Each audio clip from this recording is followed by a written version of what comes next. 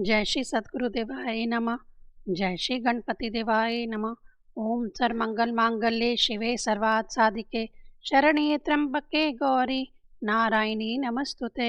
श्रीमद्देवी भागवत महापुराण तृतीय स्कंद 28वां अध्याय। श्री रामचरित्र वर्णन। जन्मेजय बोले, श्री राम ने भगवती जगदम्बा के इस सुखप्रदायक व्रत का अनुष्ठान किस प्रकार किया, वह राज्यच्युत कैसे हुए और फिर सीता हरण किस प्रकार हुआ। व्यास जी बोले, पूर्व काल में श्रीमान महाराज दशरथ अयोध्यापुरी में राज्य करते थे। वह सूर्य वंश में श्रेष्ठ राजा के रूप में प्रतिष्ठित थे और वे देवताओं तथा ब्राह्मणों का पूजन किया करते थे। उनके 4 पुत्र उत्पन्न हुए जो लोक में राम, लक्ष्मण, भरत तथा शत्रुघ्न नाम से विख्यात हुए। गुण तथा रूप में पूर्ण समानता रखने वाले वे सभी महाराज दशरथ को अत्यंत प्रिय थे। उनमें राम महारानी कौशल्या के तथा भरत महारानी कैकेयी के पुत्र कहे गए। रानी सुमित्रा के लक्ष्मण तथा शत्रुघ्न नाम वाले जुड़वा पुत्र उत्पन्न हुए। वे चारों किशोर अवस्था में ही धनुष बाणधारी हो गए। महाराज दशरथ ने सुख बढ़ाने वाले अपने चारों पुत्रों के संस्कार भी संपन्न कर दिए। तब एक समय महर्षि विश्वामित्र ने दशरथ के यहाँ आकर उनसे रघुनंदन राम को मांगा। महाराज दशरथ ने यज्ञ की रक्षा के लिए लक्ष्मण सहित 16 वर्षीय पुत्र राम को विश्वामित्र को समर्पित कर दिया। प्रिय दर्शन वे दोनों भाई मुनि के साथ मार्ग में चल पड़ दिए। रामचंद्र जी ने मुनियों को सदा पीड़ित करने वाली तथा अत्यंत भयानक रूप वाली ताटका को रास्ते में ही मात्र एक बाण से मार डाला।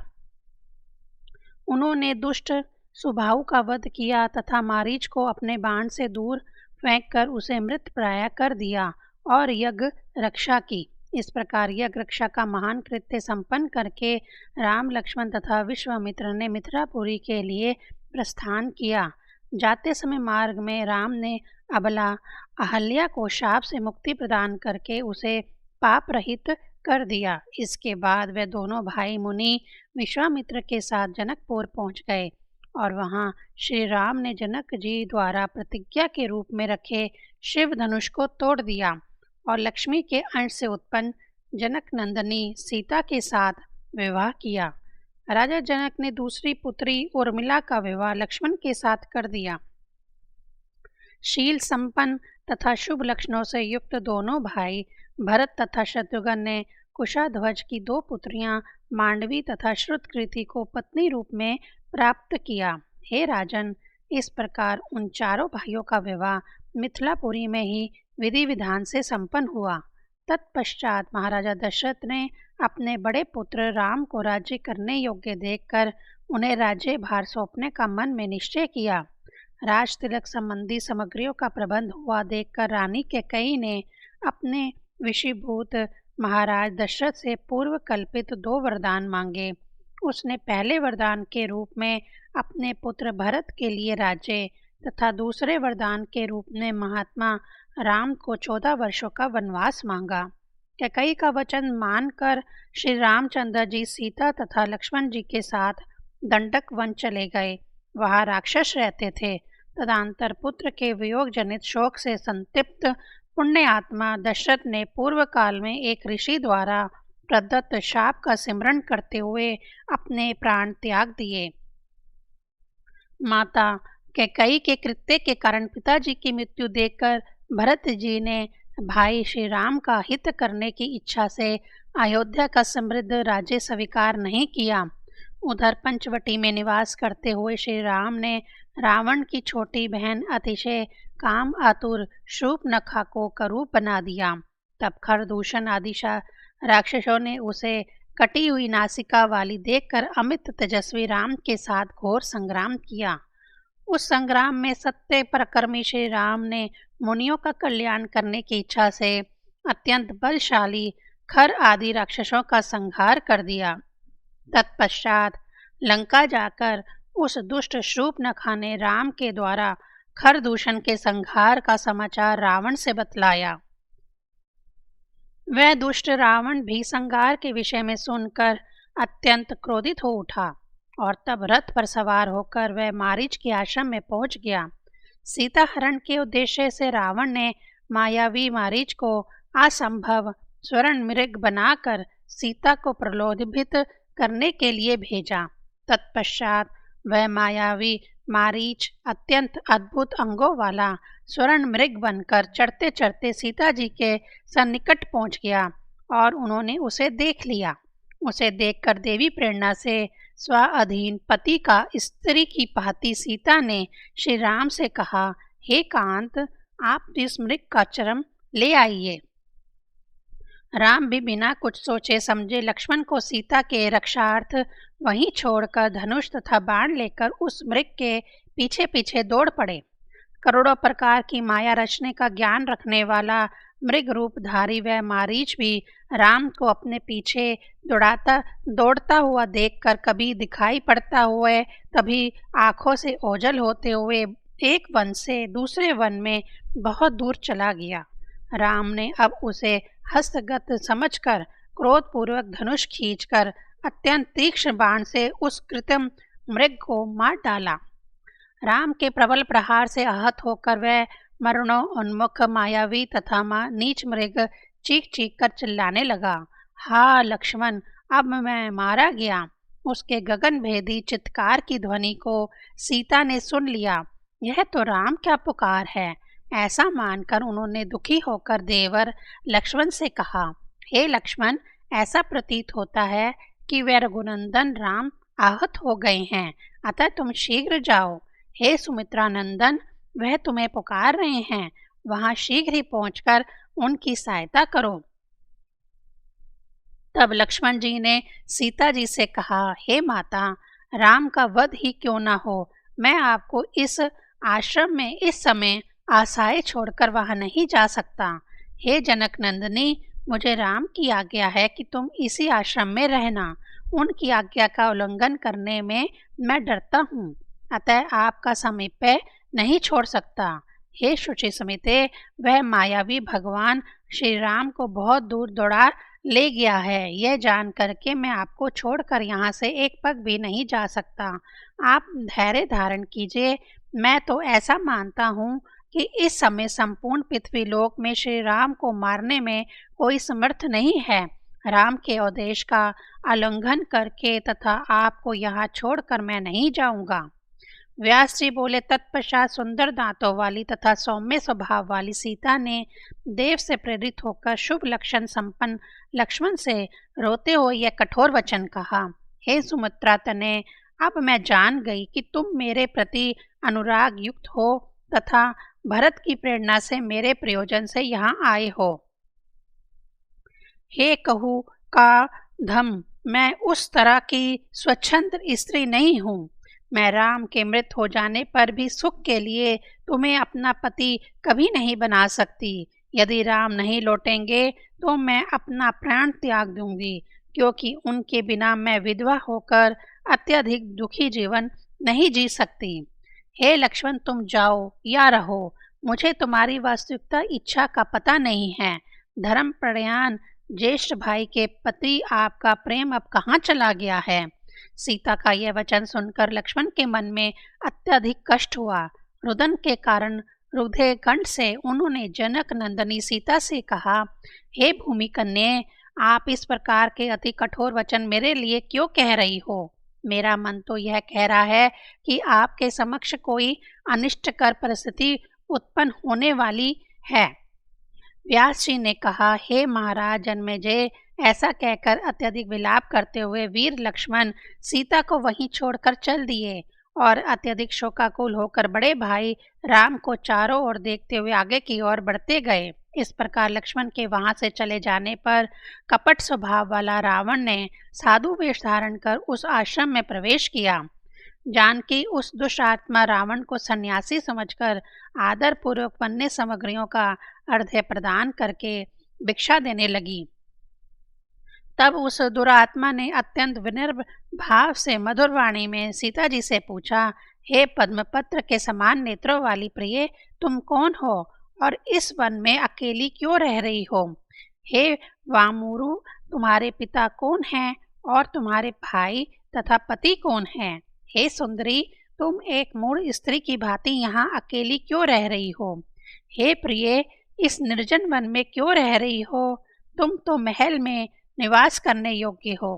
देव कन्या के समान कांति वाली तुम एक मुनि पत्नी की भांति इस कुटिया में क्यों रह रही हो?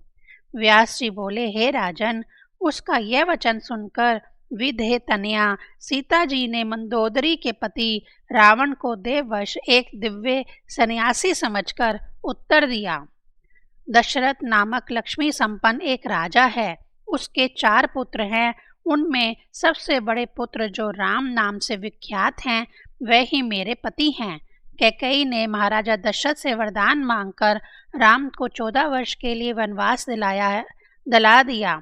वह अपने भाई लक्ष्मण के साथ अब यहीं पर रह रहे हैं। मैं राजा जनक की पुत्री हूँ तथा सीता नाम से विख्यात हूँ। शिवजी का धनुष तोड़कर श्री राम जी ने मेरा पाणी ग्रहण किया है। उन्हीं राम के बाहुबल का आश्रय लेकर मैं निर्भीक होकर इस वन में रहती हूँ। एक स्वर्ण मृग देखकर उसे मारने के लिए मेरे पति गए हुए हैं। अपने भाई का शब्द सुनकर लक्ष्मण भी इस समय उधर ही गए हुए हैं। उन्हीं दोनों के बाहुबल से मैं यहाँ निडर होकर रहती हूँ। मैंने आपको वनवास संबंधी अपना संपूर्ण वृत्तांत बता दिया। अब वह लोग यहाँ आकर आपका विधिपूर्वक सत्कार करेंगे। सन्यासी विष्णु स्वरूप होता है, इसलिए मैंने आपकी पूजा की है। राक्षसों के समुदाय द्वारा सेवित इस भयंकर जंगल में यह आश्रम बना हुआ है, इसलिए मैं आपसे यह पूछती हूँ कि त्रिदंडी के रूप में इस वन में पधारे हुए आप कौन हैं? आप मेरे समक्ष सत्य कहिए। रावण बोला, हे हंसनयने, मैं मंदोदरी का पति तथा लंका का नरेश श्रीमान रावण हूँ।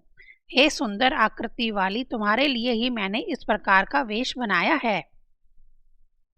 हे सुंदरी, जनस्थान में अपने भाई खरदूषण के मारे जाने का समाचार सुनकर तथा अपनी बहन शूर्पणखा द्वारा प्रेरित किए जाने पर मैं यहाँ आया हूँ।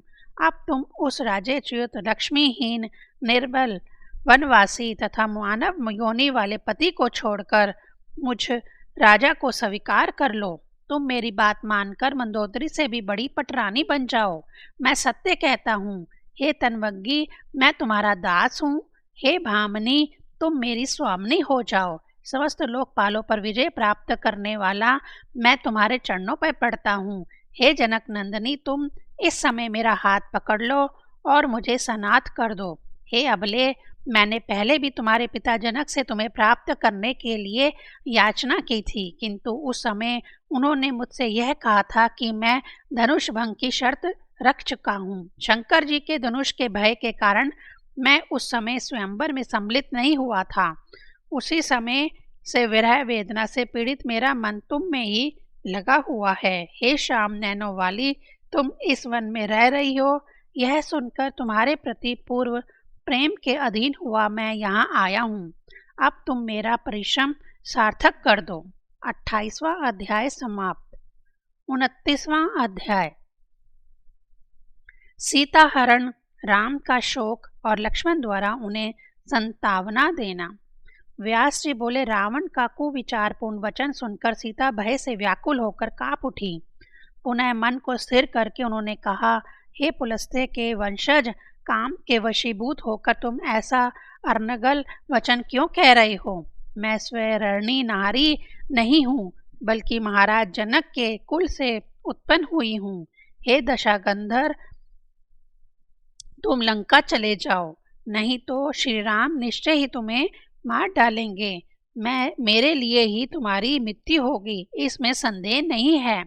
ऐसा कहकर वे सीता जी जगत को रुलाने वाले रावण के प्रति चले जाओ इस प्रकार बोलती हुई पर्णशाला में अग्निकुंड के पास चली गई।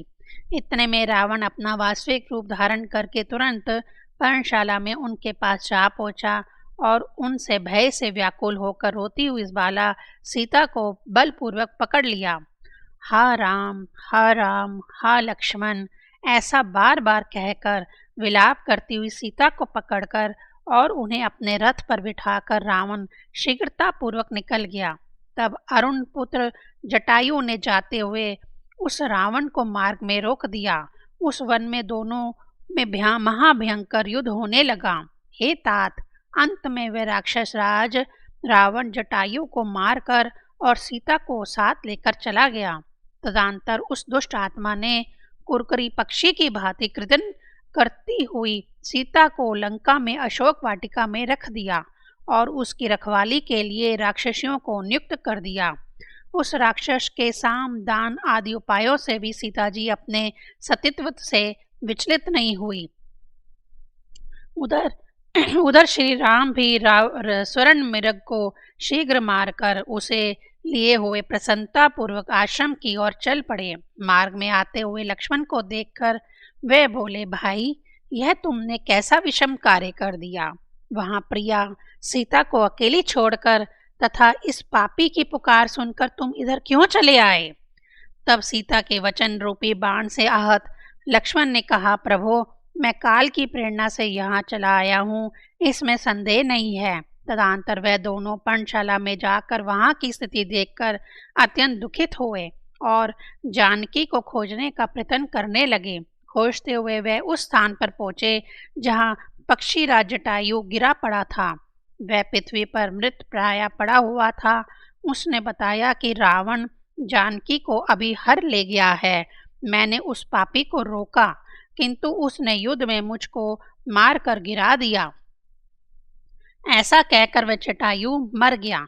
तब श्री राम ने उसका दाह संस्कार किया। उसकी समस्त अर्धोदहिक क्रिया संपन्न करके श्री राम और लक्ष्मण वहां से आगे बढ़े। मार्ग में काबंध का वध करके भगवान श्री राम ने उसे शाप से छुड़ाया और उसी के कथनानुसार उन्होंने सुग्रीव से मित्रता की। तदंतर प्रकर्मी बाली का वध करके श्री राम ने कार्य साधन हेतु किष्किंधा का उत्तम राज्य अपनी सखा सुग्रीव को दे दिया। वहीं पर लक्ष्मण सहित श्री राम ने रावण के द्वारा अपहृत अपनी प्रिया जानकी के विषय में मन में सोचते हुए वर्ष के 4 मास व्यतीत किए। सीता के विरह में अत्यंत दुखित श्री राम ने एक दिन लक्ष्मण से कहा, हे सुमित्रे, कैकेयी की कामना पूरी हो गई, अभी तक जानकी नहीं मिली, मैं उसके बिना जीवित नहीं रह सकता। जनक तनया सीता के बिना मैं अयोध्या नहीं जाऊंगा। राज्य चला गया, वनवास करना पड़ा, पिताजी मृत हो गए और प्रिया सीता भी हर ली गई। इस प्रकार मुझे पीड़ित करता हुआ दुर्दैव आगे ना जाने क्या करेंगे। हे भरत अनुज, प्राणियों के प्रारब्ध को जान पाना अत्यंत कठिन है। हे तात, अब हम दोनों की ना जाने कौन सी दुखद गति होगी। मनु के कुल में जन्म पाकर हम राजकुमार हुए, फिर भी हम लोग पूर्व जन्म में किए गए कर्म के कारण वन में अत्यधिक दुख भोग रहे हैं। हे सुमित्रे, तुम भी भोगों का परित्याग करके देव योग से मेरे साथ निकल पड़े, तो फिर अब यह कठिन कष्ट भोगो। हमारे कुल में मेरे समान दुख भोगने वाला अकंचन, असमर्थ तथा कलेश युक्त व्यक्ति ना हुआ है और ना होगा। हे लक्ष्मण, अब मैं क्या करूं? मैं शोक सागर में डूब रहा हूं। मुझ असहाय को इससे पार होने का कोई उपाय नहीं सूझता। हे वीर, मेरे पास ना धन है ना बल, एकमात्र तुम ही मेरा साथ देने वाले हो। हे अनुज, अपने ही द्वारा किए इस कर्म भोग के विषय में अब मैं किस पर क्रोध करूं? इंद्र और यम के राज्य की तरह हाथ में आया हुआ राज्य क्षण भर में चला गया और वनवास प्राप्त हुआ। विधि की रचना को कौन जान सकता है। बाल स्वभाव के कारण सीता भी हम दोनों के साथ चली आई। दुष्ट देव ने उस सुंदरी को अत्यधिक दुखपूर्ण स्थिति में पहुंचा दिया। वह सुंदरी जानकी लंकापति रावण के घर में किस प्रकार दुखित जीवन व्यतीत करती होगी। वह पतिव्रता है, शीलवती है और मुझसे अत्यधिक अनुराग रखती है। हे लक्ष्मण, वह जनक नंदिनी उस रावण के वश में कभी नहीं हो सकती। सुंदर शरीर वाली वह विधेय तनया सीता स्वयं रणनी की भांति भला किस प्रकार आचरण करेगी। हे भरत अनुज, वह मैथिली अधिक नियंत्रण किए जाने पर अपना प्राण त्याग देगी, किंतु यह सुनिश्चित है कि वह रावण की वशवर्तिनी नहीं होगी। हे वीर, यदि जानकी मर गई तो मैं भी निस्संदेह अपने प्राण त्याग दूंगा, क्योंकि हे लक्ष्मण, श्याम नयन सीता के मृत हो जाने पर मुझे अपने देह से क्या लाभ। इस प्रकार विलाप करते हुए उन कमल नयन राम को सत्यपूर्ण वाणी से संतावना प्रदान करते हुए धर्मात्मा लक्ष्मण ने कहा, हे महाभाव, आप इस समय दैन्य भाव छोड़कर धैर्य धारण कीजिए। मैं उस अधम राक्षस को मारकर जानकी को वापस ले आऊंगा। विपत्ति तथा संपत्ति, इन दोनों की स्थितियों में धैर्य धारण करते हुए जो एक समान रहते हैं वह ही धीर होते हैं, किंतु अल्प बुद्धि वाले लोग तो संपत्ति की दशा में भी कष्ट में पड़े रहते हैं। संयोग तथा वियोग, ये दोनों ही देव के अधीन होते हैं। शरीर तो आत्मा से भिन्न है, अतः उसके लिए शोक कैसा। जिस प्रकार प्रतिकूल समय आने पर राज्य से निर्वासित होकर हमें वनवास भोगना पड़ा तथा सीता हरण हुआ, उसी प्रकार अनुकूल समय आने पर संयोग भी हो जाएगा। हे सीतापते, सुखों तथा दुखों के भोग से छुटकारा कहाँ, वह तो निसंदेह भोगना ही पड़ता है। अतः आप इस समय शोक का त्याग कर दीजिए। बहुत से वानर हैं, वह चारों दिशाओं में जाएंगे और जानकी की खोज खबर ले आएंगे। यानी पता लग जाने पर मार्ग की जानकारी करके मैं स्वयं वहां जाऊंगा और आक्रमण करके उस पाप कर्म वाले रावण का वध करके जानकी जी को अवश्य ले आऊंगा। अथवा हे अग्रज, यदि इससे कार्य ना चलेगा तो मैं भरत तथा शत्रुघ्न को भी सेना समेत बुला लूंगा और हम लोग उस शत्रु को मार डालेंगे। आप व्यर्थ क्यों चिंता कर रहे हैं। पूर्व काल में राजा रघु ने केवल एक रथ से ही चारों दिशाओं को जीत लिया था। हे राघवेंद्र, आप उसी वंश के होकर शोक क्यों कर रहे हैं। अकेला मैं सभी देवताओं तथा दानवों को जीतने में समर्थ हूँ, तब फिर आप जैसे सहायक के रहते हुए कुल कलंकी रावण का वध करने में क्या कठिनाई है। अथवा हे रघुनंदन, मैं महाराज जनक को सहायता के लिए बुलाकर देवताओं के कंटक स्वरूप उस दुराचारी रावण का वध कर डालूंगा। हे रघुनंदन, सुख के बाद दुख तथा दुख के बाद सुख पहिए की धुरी के तरह आया जाया करते हैं, सदा एक स्थिति नहीं रहती। सुख दुख के आने पर जिसका मन कातर हो जाता है वह शोक सागर में निमग्न रहता है और कभी सुखी नहीं रह सकता। हे राघव, पूर्व काल में इंद्र के ऊपर भी विपत्ति आई थी, तब सभी देवताओं ने उनके स्थान पर राजा निहुष को स्थापित कर दिया था। उस समय इंद्र ने भयवश अपना पद त्याग कर बहुत दिनों तक कमल वन में छिपकर अज्ञातवास किया था। समय बदलने पर उन्होंने पुनः अपना पद प्राप्त कर लिया और नहुष को शापवश अजगर के रूप में होकर पृथ्वी पर गिरना पड़ा। ब्राह्मणों का अपमान करके इंद्राणी को पाने की इच्छा के कारण ही अगस्त मुनि के कोप पूर्वक शाप देने से राजा नियुष सर्प देह वाले हो गए थे। अतः हे राघव, दुख आने पर शोक नहीं करना चाहिए। विज्ञ पुरुष को चाहिए कि ऐसी परिस्थिति में मन को उद्यमशील बनाकर समय की प्रतीक्षा करता रहे। हे महाभाग, आप सर्वज्ञ हैं। हे जगतपते, आप सर्वसमर्थ हैं। तब एक प्राकृत पुरुष की भांति आप अपने मन में अत्यंत शोक क्यों कर रहे हैं। व्यास जी बोले, इस प्रकार लक्ष्मण की बातों से रघुनंदन श्री रामचंद्र जी को संतावना मिली और वे शोक त्याग कर बिल्कुल निश्चिंत हो गए। 29वां अध्याय समाप्त। ओम ऐं ह्रीं क्लीं चामुंडाय विच्चे।